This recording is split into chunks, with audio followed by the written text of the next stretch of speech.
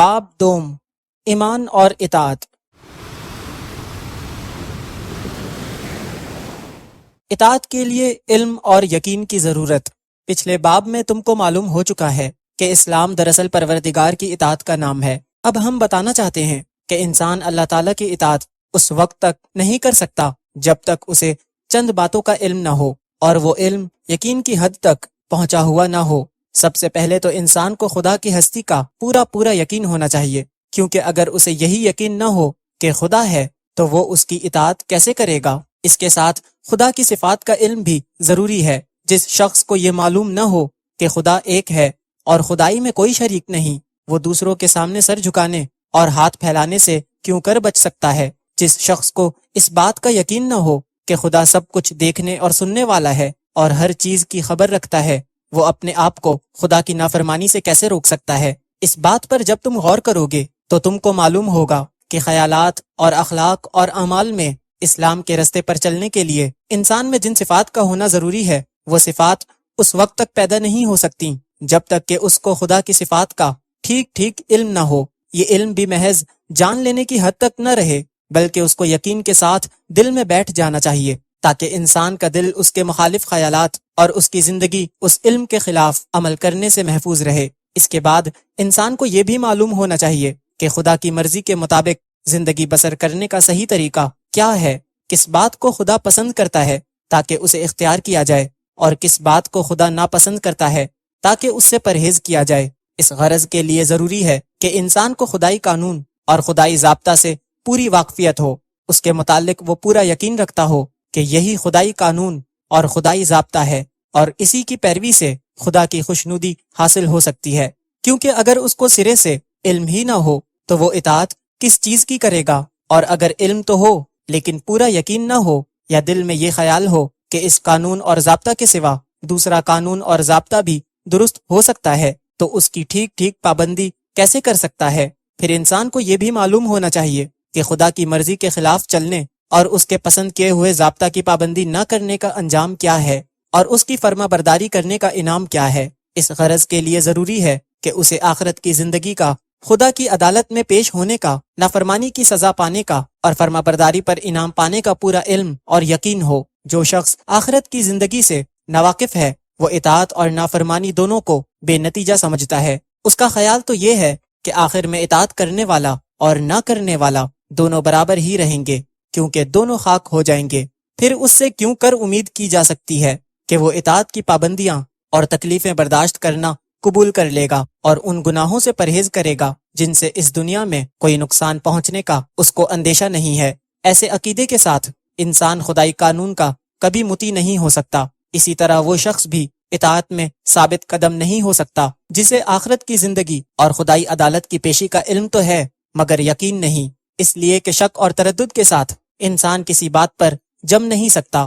تم ایک کام کو دل لگا کر اسی وقت کر سکو گے جب تم کو یقین ہو کہ یہ کام فائدہ بخش ہے، اور دوسرے کام سے پرہیز کرنے میں بھی اسی وقت مستقل رہ سکتے ہو جب تمہیں پورا یقین ہو کہ یہ کام نقصان دہ ہے۔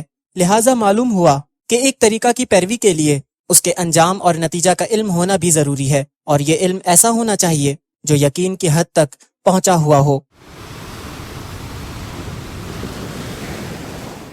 ایمان کی تعریف۔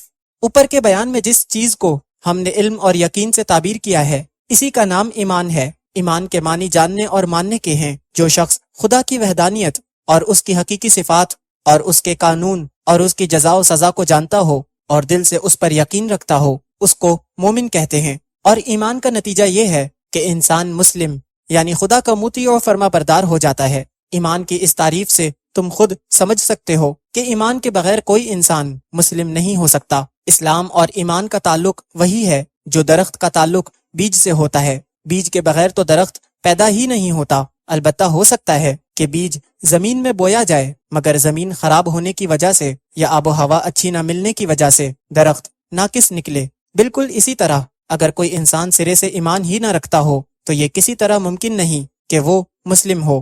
البتہ یہ ضرور ممکن ہے کہ کسی شخص کے دل میں ایمان ہو مگر اپنے ارادے کی کمزوری یا ناقص تعلیم و تربیت اور بری صحبت کے اثر سے وہ پورا اور پکا مسلم نہ ہو۔ ایمان اور اسلام کے لحاظ سے تمام انسانوں کے 4 درجے ہیں۔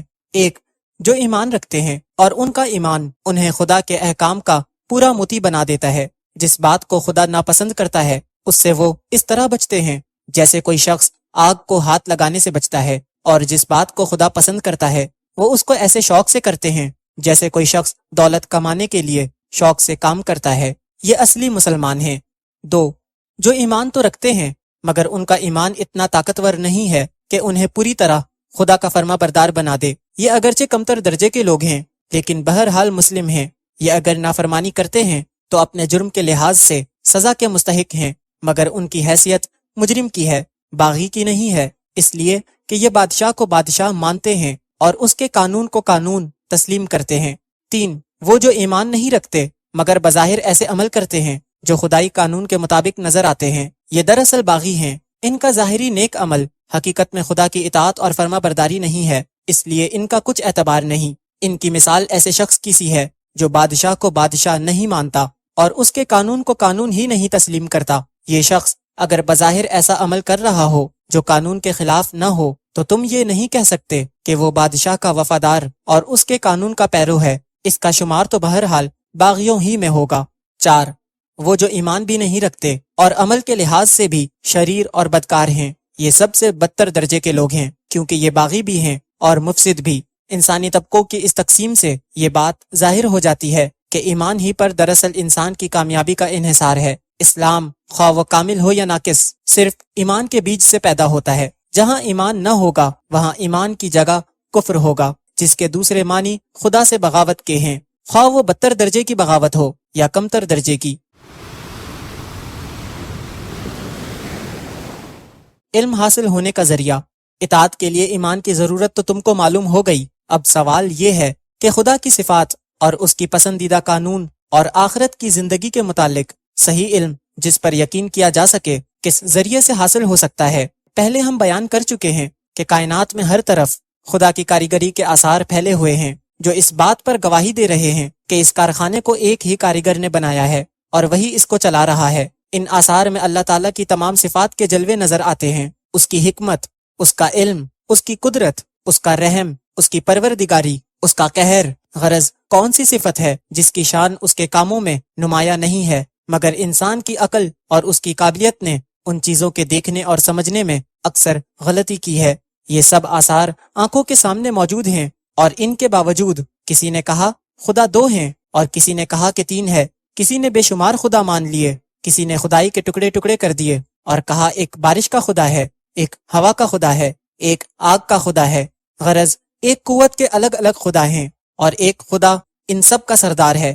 اس طرح خدا کی صفات کو سمجھنے میں لوگوں کی عقل نے بہت دھوکے کھائے ہیں جن کی تفصیل کا یہاں موقع نہیں۔ آخرت کی زندگی کے متعلق بھی لوگوں نے بہت سے غلط خیالات قائم کیے۔ کسی نے کہا کہ انسان مر کر مٹی ہو جائے گا، پھر اس کے بعد کوئی زندگی نہیں۔ کسی نے کہا کہ انسان بار بار اسی دنیا میں جنم لے گا اور اپنے اعمال کی سزا یا جزا پائے گا۔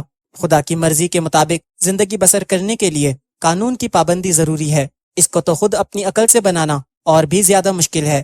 اگر انسان بہت صحیح عقل رکھتا ہو اور اس کی علمی قابلیت نہایت اعلیٰ درجہ کی ہو، تب بھی سال ہر سال کے تجربے اور غور و فکر کے بعد کسی حد تک ان باتوں کے متعلق رائے قائم کر سکے گا، اور پھر بھی اس کو کامل یقین نہ ہوگا کہ اس نے پورا حق معلوم کر لیا ہے۔ اگرچہ علم اور عقل کا پورا امتحان تو اسی طرح ہو سکتا تھا کہ انسان کو بغیر کسی ہدایت کے چھوڑ دیا جاتا، پھر جو لوگ اپنی کوشش اور قابلیت سے حق اور صداقت تک پہنچ جاتے وہی کامیاب ہوتے، اور جو نہ پہنچتے وہ ناکام رہتے۔ لیکن اللہ تعالیٰ نے اپنے بندوں کو ایسے سخت امتحان میں نہیں ڈالا، اس نے اپنی مہربانی سے خود انسان ہی میں ایسے انسان پیدا کیے جن کو اپنی صفات کا صحیح علم دیا، وہ طریقہ بھی بتایا جس سے انسان دنیا میں خدا کی مرضی کے مطابق زندگی بسر کر سکتا ہے۔ آخرت کی زندگی کے متعلق بھی صحیح واقفیت بخشی اور ان کو ہدایت کی کہ دوسرے انسانوں کو یہ علم پہنچا دیں۔ یہ اللہ کے پیغمبر ہیں جس ذریعے سے خدا نے ان کو علم دیا ہے، اس کا نام وحی ہے، اور جس کتاب میں ان کو یہ علم دیا ہے اس کو اللہ کی کتاب اور اللہ کا کلام کہتے ہیں۔ اب انسان کی عقل اور اس کی قابلیت کا امتحان اس میں ہے کہ وہ پیغمبر کی پاک زندگی کو دیکھے اور اس کی اعلیٰ تعلیم پر غور کرنے کے بعد اس پر ایمان لاتا ہے یا نہیں۔ اگر وہ حق شناس اور حق پرست ہے تو وہ سچی بات اور سچے انسان کی تعلیم کو مان لے گا اور امتحان میں کامیاب ہو جائے گا، اور اگر اس نے نہ مانا تو انکار کے معنی یہی ہوں گے کہ اس نے حق اور صداقت کو سمجھنے اور قبول کرنے کی صلاحیت کھو دی ہے۔ یہ انکار اس کو امتحان میں ناکام کر دے گا، اور خدا اور اس کے قانون اور آخرت کی زندگی کے متعلق وہ کبھی کوئی صحیح علم حاصل نہ کر سکے گا۔ ایمان بالغیب۔ دیکھو، جب تم کو کسی چیز کا علم حاصل نہیں ہوتا تو تم علم رکھنے والے کو تلاش کرتے ہو اور اس کی ہدایت پر عمل کرتے ہو۔ تم بیمار ہوتے ہو تو خود علاج نہیں کر لیتے بلکہ ڈاکٹر کے پاس جاتے ہو۔ ڈاکٹر کا سند یافتہ ہونا، اس کا تجربہ کار ہونا، اس کے ہاتھ سے بہت سے مریضوں کا شفا یاب ہونا، یہ ایسی باتیں ہیں جن کی وجہ سے تم ایمان لے آتے ہو کہ تمہارے علاج کے لیے جس لیاقت کی ضرورت ہے وہ اس ڈاکٹر میں موجود ہے۔ اسی ایمان کی بنا پر وہ جس دوا کو جس طریقے سے استعمال کرنے کی ہدایت کرتا ہے اس کو تم استعمال کرتے ہو، اور جس چیز سے پرہیز کا حکم دیتا ہے اس سے پرہیز کرتے ہو۔ اسی طرح قانون کے معاملے میں تم وکیل پر ایمان لاتے ہو اور اس کی اطاعت کرتے ہو۔ تعلیم کے مسئلے میں استاد پر ایمان لاتے ہو اور جو کچھ وہ تمہیں بتاتا ہے اس کو مانتے چلے جاتے ہو۔ تمہیں کہیں جانا ہو اور راستہ معلوم نہ ہو تو کسی واقف کار پر ایمان لاتے ہو اور جو راستہ وہ تمہیں بتاتا ہے اسی پر چلتے ہو۔ غرض دنیا کے ہر معاملے میں تم کو واقفیت اور علم حاصل کرنے کے لیے کسی جاننے والے آدمی پر ایمان لانا پڑتا ہے اور اس کی اطاعت کرنے پر تم مجبور ہوتے ہو۔ اسی کا نام ایمان بالغیب ہے۔ ایمان بالغیب کے معنی یہ ہیں کہ جو کچھ تم کو معلوم نہیں اس کا علم جاننے والے سے حاصل کرو اور اس پر یقین کر لو۔ خداوند تعالیٰ کی ذات و صفات سے تم واقف نہیں ہو، تم کو یہ بھی معلوم نہیں کہ اس کے فرشتے اس کے حکم کے ماتحت تمام عالم کا کام کر رہے ہیں اور تم کو ہر طرف سے گھیرے ہوئے ہیں۔ تم کو یہ بھی خبر نہیں کہ خدا کی مرضی کے مطابق زندگی بسر کرنے کا طریقہ کیا ہے۔ تم کو آخرت کی زندگی کا بھی صحیح حال معلوم نہیں۔ ان سب باتوں کا علم تو تم کو ایک ایسے انسان سے حاصل ہوتا ہے جس کی صداقت، راست بازی، خدا ترسی، نہایت پاک زندگی اور نہایت حکیمانہ باتوں کو دیکھ کر تم تسلیم کر لیتے ہو کہ جو کچھ کہتا ہے سچ کہتا ہے اور اس کی سب باتیں یقین لانے کے قابل ہیں۔ یہی ایمان بالغیب ہے۔ اللہ تعالیٰ کی اطاعت اور اس کی مرضی کے مطابق عمل کرنے کے لیے ایمان بالغیب ضروری ہے، کیونکہ پیغمبر کے سوا کسی اور ذریعے سے تم کو صحیح علم حاصل ہو نہیں سکتا، اور صحیح علم کے بغیر تم اسلام کے طریقے پر ٹھیک چل نہیں سکتے۔